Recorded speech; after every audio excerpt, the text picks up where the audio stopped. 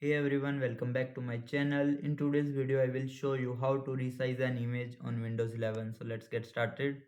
So firstly, open image. You want to resize. Then right click on it. Here you will see open with. Click on photos. Now click on three dots. Here you will see resize image. Click on it. You can change width and height from there. Then save.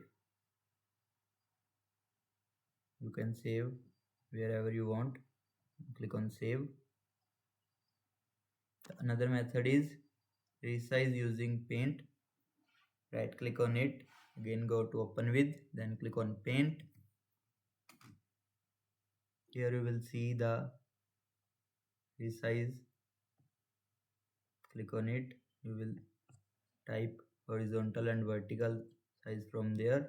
You can select using pixels.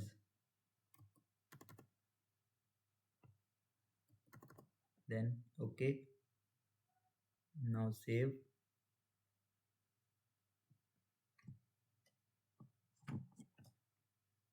And that's how you resize an image on Windows 11.